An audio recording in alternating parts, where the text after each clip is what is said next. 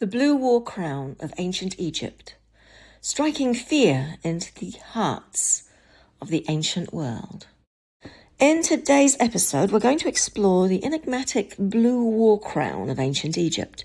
No examples of the blue war crown, nor any other of the royal crowns, has actually ever been discovered. But we do have many statues, we have lots of wall paintings, and that sort of thing of this beautiful crown. But is it actually a crown, or is it just a headdress?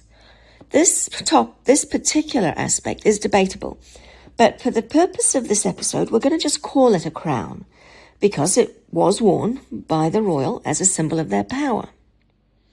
This crown was stunning in colour and extremely unusual in shape. You might say the others are pretty unusual in shape too. But what is it about the blue crown? Well, the blue crown was known as the Khepresh, and it was a distinctive headdress worn by the pharaohs during times of battle. But this was mainly during the New Kingdom period, and after that, apparently until the Kushites. But why was it a special crown for war? The royal crowns essentially weren't particularly suitable for any form of exertion because they were lightweight, delicate, and due to their size and complexity, they'd actually been quite difficult to balance while active. Although I must say, looking at Nama's artwork, it looks like he seemed to be pretty good at it. He could do all kinds of things in his various crowns. But hey, he seemed to be good at everything, didn't he? The blue crown certainly was different. It was easy to balance and it was well padded for protection. I guess it was a bit like a primitive motorcycle helmet. The earliest examples of the blue crown are found during the Second Intermediate period. But the majority of the depictions of the crown are actually during the New Kingdom and afterwards. So there's a reasonable length of time when it was used. Some Egyptologists believe it evolved from the lesser interesting cap crown, and I agree with this concept. It's actually all about the safety of the pharaoh. Let me start by explaining what the crown was made of, and then you'll understand why. The inside was made from a heavy, sort of matting-like material. It could have been a form of moss. It kind of looked mossy, but it was thicker and heavier than you'd expect moss to be. But it was some kind of dried out, heavy kind of matting material.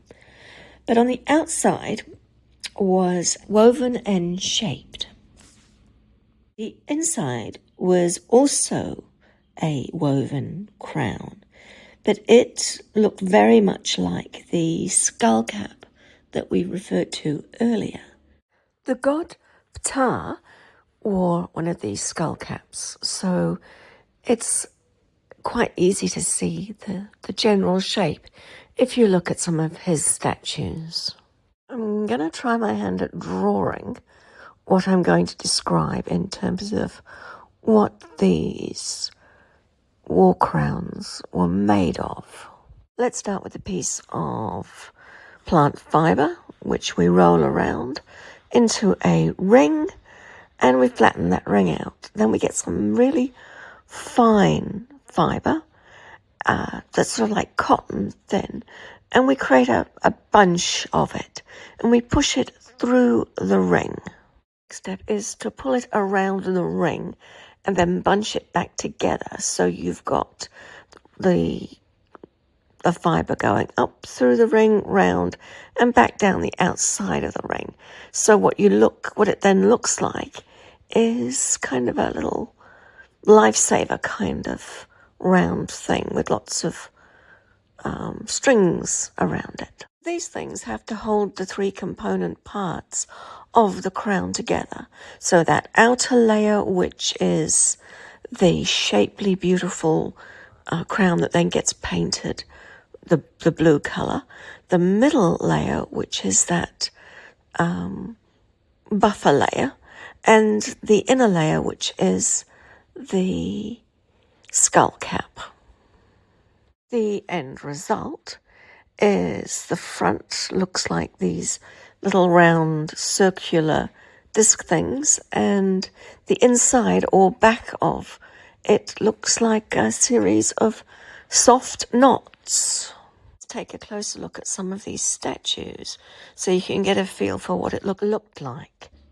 The outside was painted with some sort of blue chalky substance. The challenge was to create an item that was beautiful, lightweight, well, relatively speaking, stable on the head, and provide the pharaoh with some safety if they were to fall on their head or be struck there.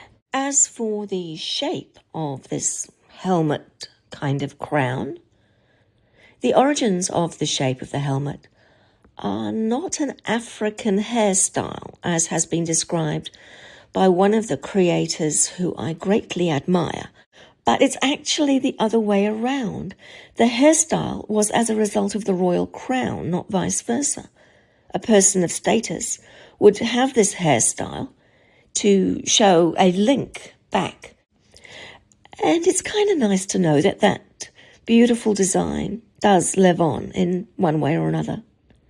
An African hairstyle based on the crowns of African pharaohs does make sense.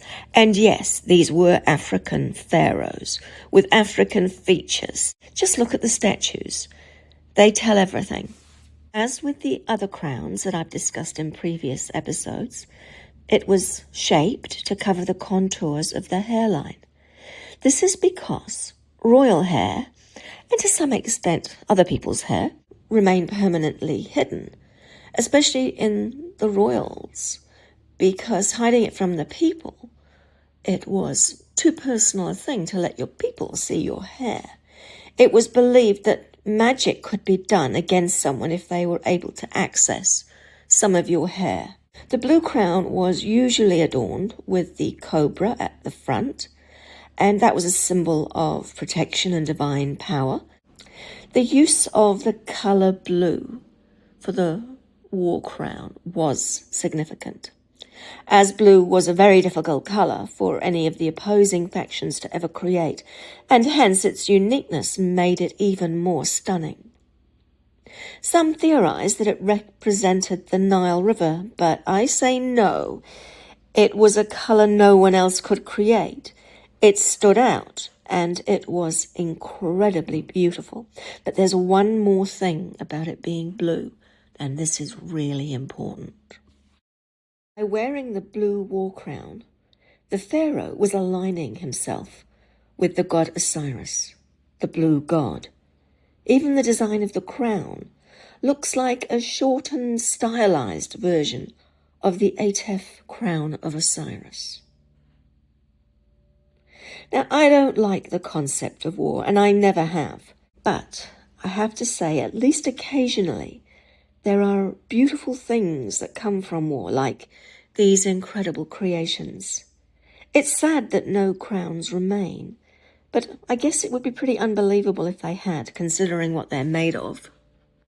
I hope you enjoyed my perspective on this item of Egyptian history. I live in hope that as Egyptologists continue to unravel the mysteries of ancient Egypt, they will start to prove more and more of the things that I've said. But as for the blue war crown, I can say it was incredibly beautiful, and it stands out as a testament to the ingenuity of this extraordinary civilization.